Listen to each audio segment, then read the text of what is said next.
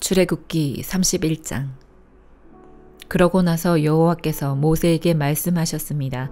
보아라, 내가 유다 지파인 훌의 손자이며 우리의 아들인 브살렐을 불러 하나님의 영을 부어주었으니 브살렐은 지혜와 통찰력과 지식과 여러 종류의 재능이 있어서 금, 은, 청동으로 예술작품을 고안하고 보석을 깎아 세공하고 나무에 조각하고 여러 가지 솜씨를 발휘할 것이다.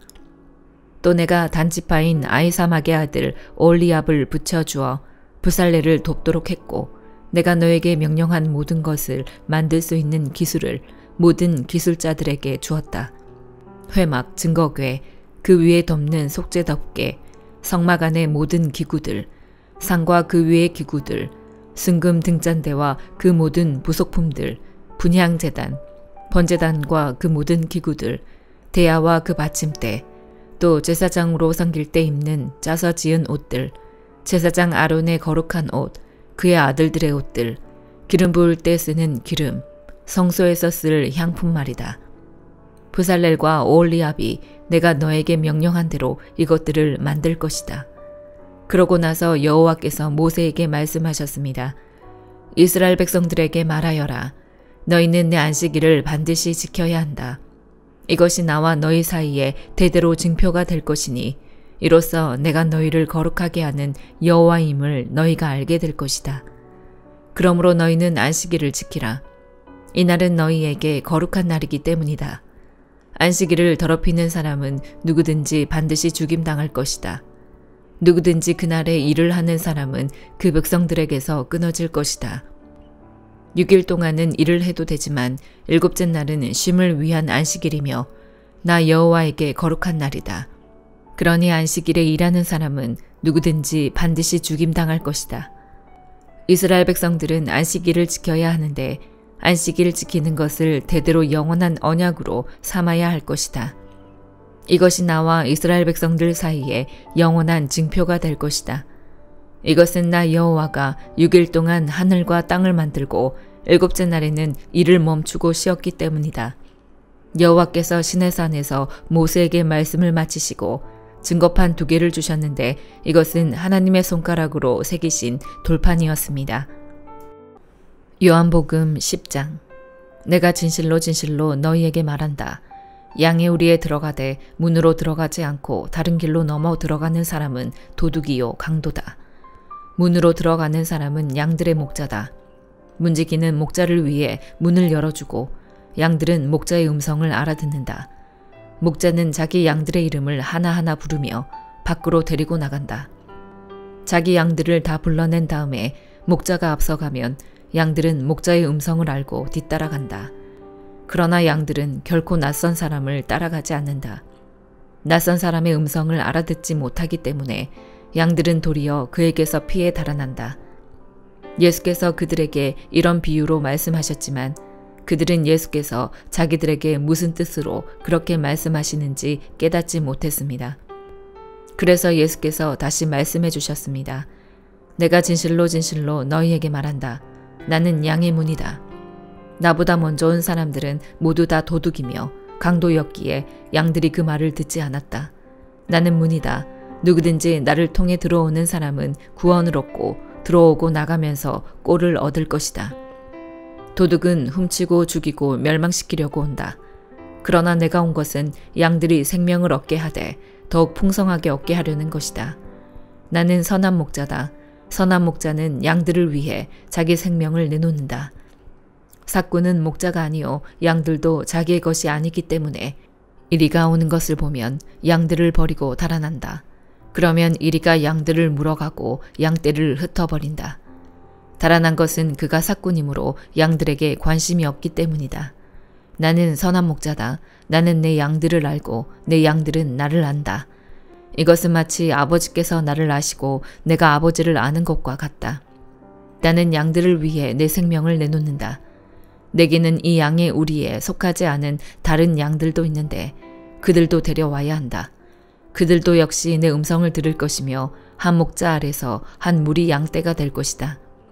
내 아버지가 나를 사랑하시는 까닭은 내가 생명을 다시 얻기 위해 생명을 내놓았기 때문이다. 누가 내게서 생명을 빼앗는 것이 아니라 내가 스스로 내놓는 것이다. 나는 그것을 내놓을 권세도 있고 또다시 얻을 권세도 있다. 이 계명은 내가 내 아버지께로부터 받은 것이다. 이 말씀 때문에 유대 사람들은 다시 의견이 갈라지게 됐습니다. 그들 중 많은 사람들이 그는 귀신 들려 미쳤다. 그런데 왜 그 사람의 말을 듣느냐 하고 말했습니다. 그러나 또 다른 사람들은 이 말은 귀신 들린 사람의 말이 아니다. 귀신이 눈먼 사람의 눈을 뜨게 할 수 있겠느냐라고 말했습니다. 예루살렘에 수잔절이 이르렀는데 때는 겨울이었습니다. 예수께서는 성전 안에 있는 솔로몬 행각을 거닐고 계셨습니다.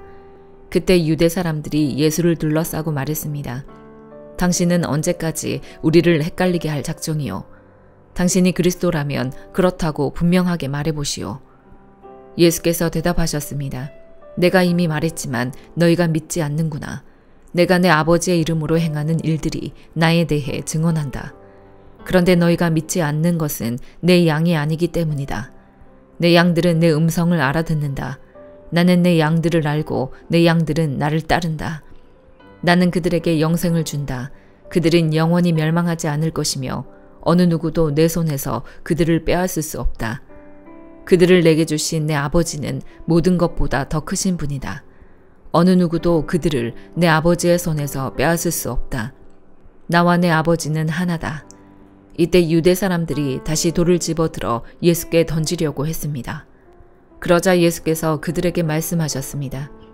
내가 아버지께로부터 받은 선한 일들을 너희에게 많이 보여주지 않았느냐? 그런데 너희가 그중 어떤 일로 내게 돌을 던지려는 것이냐? 유대 사람들이 대답했습니다. 우리가 당신을 돌로 치려는 것은 선한 일을 했기 때문이 아니라 하나님을 모독했기 때문이요. 당신은 사람이면서 자신을 하나님이라고 했소. 예수께서 그들에게 대답하셨습니다. 너희 율법에 내가 너희를 신들이라고 했다 하는 말이 기록돼 있지 않느냐? 하나님의 말씀을 받은 사람들을 하나님께서 신들이라고 하셨다. 성경은 폐기할 수 없다. 그런데 아버지께서 거룩하게 하셔서 세상에 보내신 그가 자기를 하나님의 아들이라고 말한다고 해서 너희는 그가 하나님을 모독한다고 말하느냐? 내가 내 아버지의 일을 하지 않거든 나를 믿지 말라. 그러나 내가 아버지의 일을 하거든 비록 너희가 나를 믿지는 않더라도 그 일들은 믿어라. 그러면 아버지가 내 안에 계시고 내가 아버지 안에 있다는 것을 깨달아 알게 될 것이다. 유대 사람들은 또다시 예수를 잡으려고 했으나 예수께서는 그들의 손에서 벗어나서 피하셨습니다. 예수께서는 다시 요단강 건너편 곧 전에 요한이 세례를 주던 곳으로 가셔서 그곳에 머무르셨습니다. 그러자 많은 사람들이 예수께 나와 말했습니다. 요한이 표적을 일으키지는 않았지만 요한이 이 사람에 대해 한 말은 모두 사실이었다. 그곳에서 많은 사람들이 예수를 믿게 됐습니다. 잠언 7장. 내 아들아, 내 말을 지키고 내 계명을 네 속에 간직하여라. 네가 내 계명을 지키면 잘 살게 될 것이니 내 가르침을 네 눈동자처럼 지켜라. 그것을 네 손가락에 메고 네 마음판에 새겨 넣어라.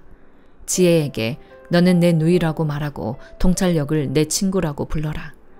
그것이 너를 외간 여자에게서 말로 아첨하는 이방 여자에게서 지켜줄 것이다. 내 집 창문에서 창살 틈으로 내다보니 어리석은 사람들 가운데 그 젊은이들 가운데서 지혜 없는 청년이 내 눈에 띄었다. 그가 모퉁이 근처 길로 내려가 그 여자의 집 쪽으로 걸어가고 있었다. 때는 어스름할 무렵 날이 저물고 밤의 어둠이 내릴 무렵이었다.